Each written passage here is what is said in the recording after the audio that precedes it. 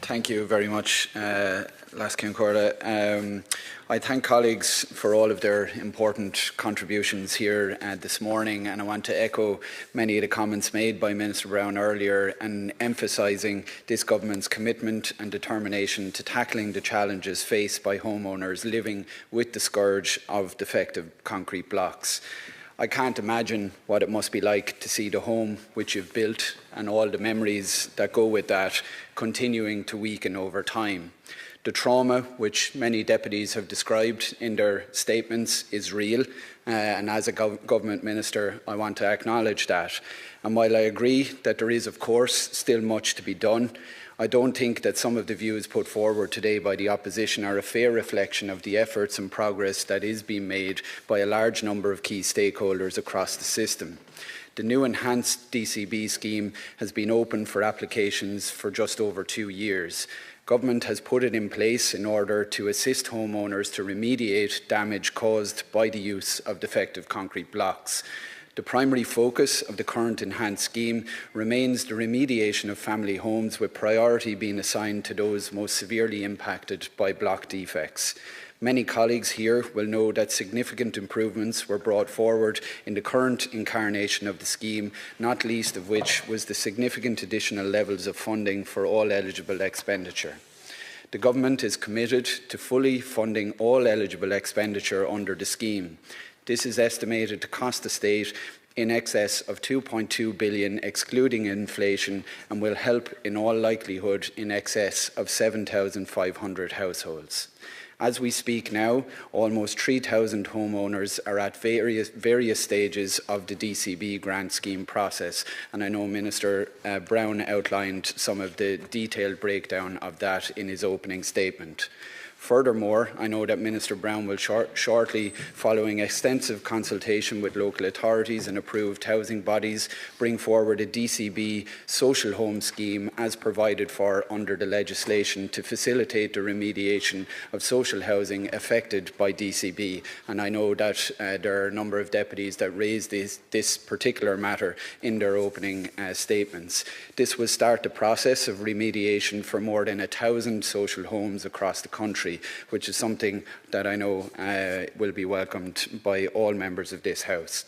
The Government, whilst remaining focused on ensuring that homes in the current counties in the scheme are fixed, has also been willing to adapt the response when other issues arose. The Act, when implemented, covered only the counties of Donegal and Mayo. Since then, Government has added a further 3, Clare, Limerick and Sligo. Other local authorities may also soon join the scheme, as we seek to ensure that all those who need our help can get it wherever they happen to live.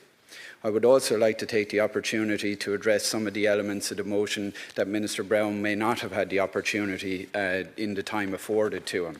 The Department of Housing has engaged proactively with the financial sector, banks and insurance companies around the interaction of the DCB scheme with their services. Banks and insurance companies have clearly stated that homes certified as being remediated under the DCB scheme will be treated in the same manner as all other homes.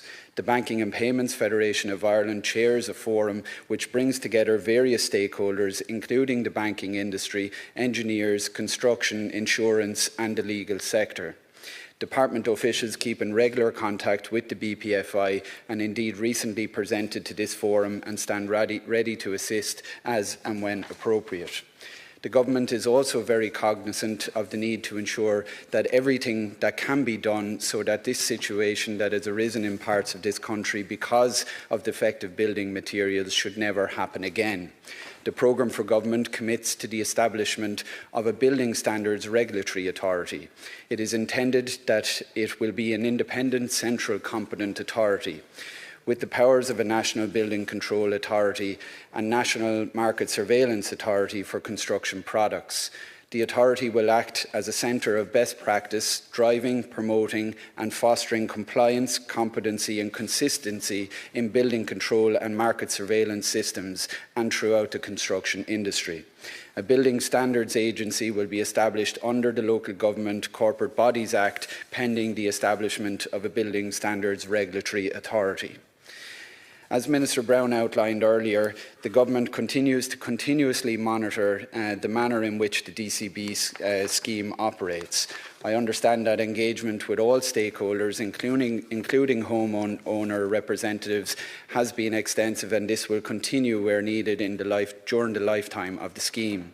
I know that Minister Brown himself shared his own personal experience of visiting Donegal a little earlier this year and experiencing firsthand the hardship and trauma that many members of this House have described.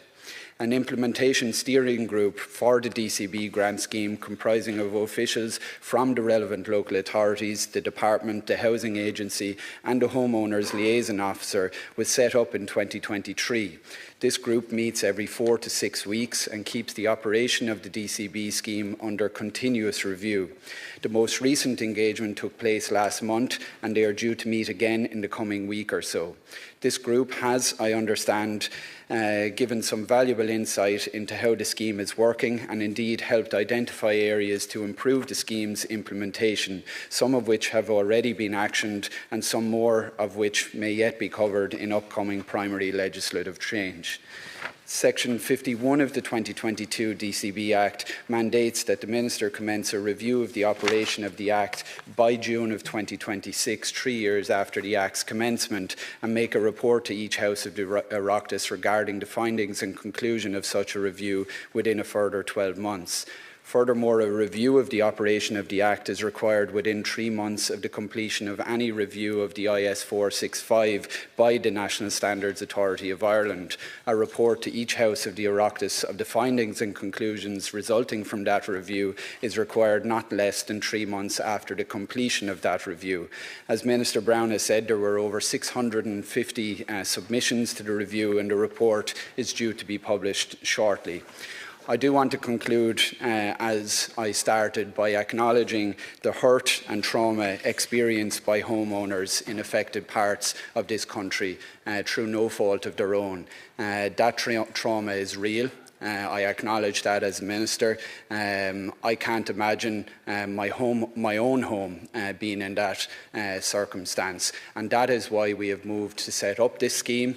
I appreciate all of the comments that have been made by members in the House today, and I know that Minister Brown will continue to work with stakeholders in relation to any further legislative change in this area. Thank you.